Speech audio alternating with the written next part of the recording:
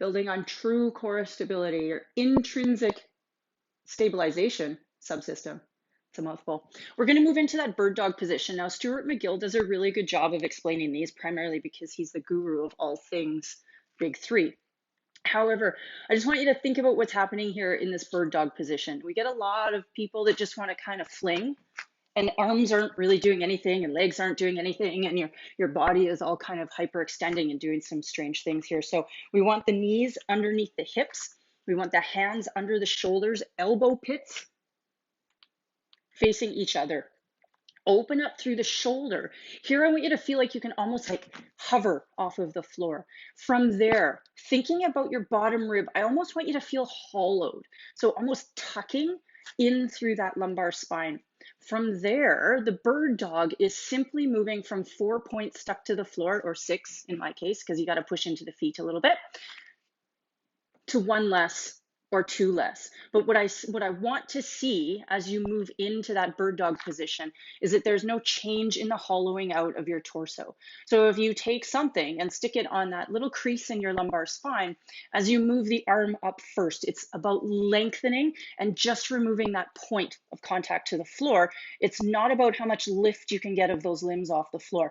I'm still feeling hollowed. I'm still feeling lifted. My shoulder girdle is still connected to my rib cage, and I'm just getting length, and I'm holding for 10 seconds before intentionally replacing those limbs back down on the mat, re-engaging my pelvic floor, coming back to the hollow position, and moving to the other side.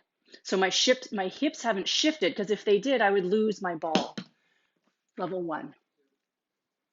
You're now going to take your quadruped position and start to move around the room a little bit. So again, bear crawls are something that you see all over the place. And so often I see them done in ways that maybe don't give you the best benefit. So reminding yourself of that hollowed out torso. And if it helps, you stick something in that lumbar crease.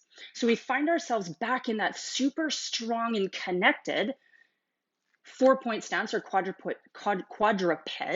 I need to sort of think about it as a 6-ped, because I want as much weight in the knees as you have in your toes.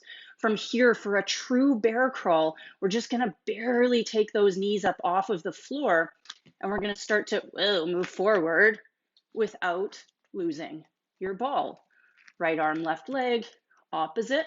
And once you get to wherever it is you're going, we start to move back.